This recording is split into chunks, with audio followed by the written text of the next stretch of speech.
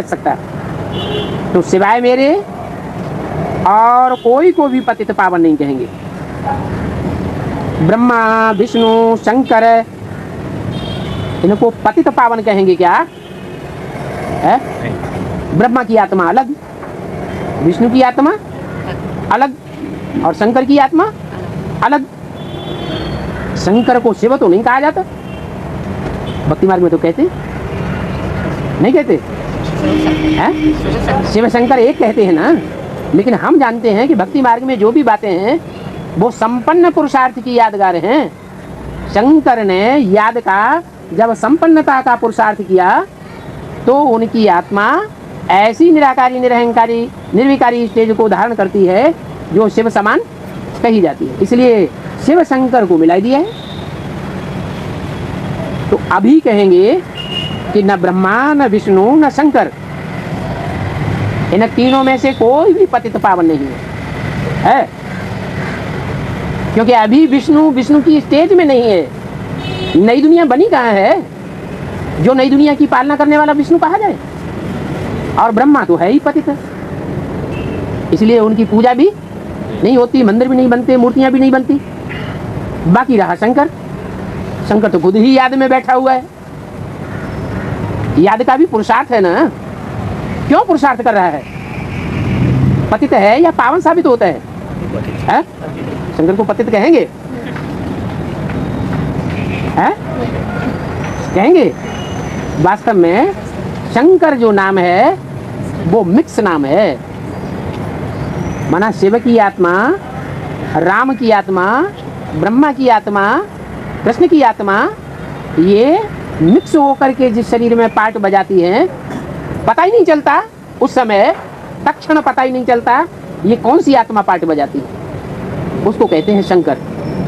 बाकी नाम शरीर के ऊपर पड़ता है या आत्मा के ऊपर पड़ता है?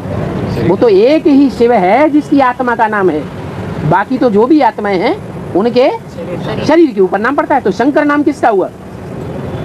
शरीरधारी का हुआ ना, तो जिसका शरीर है उस आधार पर कहा जाता है शंकर। तो उसको भी पतित पावन नहीं कहेंगे, क्योंकि वो भी याद में बैठा हुआ है।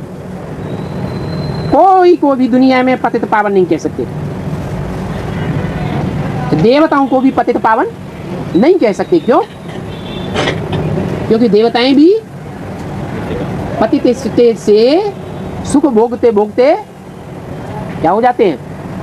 नीचे गिरते जाते हैं। उनकी आत्मा की कला भी कम होती जाती है, और मेरी आत्मा की कला की तो बात ही छोड़ो, मुझे तो कहते ही हैं कलातीत। सूर्य को कलाओं में बांधा जाता है क्या? मेरी कलाओं की कभी अवगणना नहीं होती है, तो मैं ही पतित पावन हूं। बाकी गंगा, उसको भी पतित पावन ही नहीं कहेंगे, बिल्कुल पतित पावन ही नहीं कहेंगे। उनको पतित पावन कहना ये तो अति मूर्खता है। ये पानी की नदियां तो सदैव होती ही होती हैं।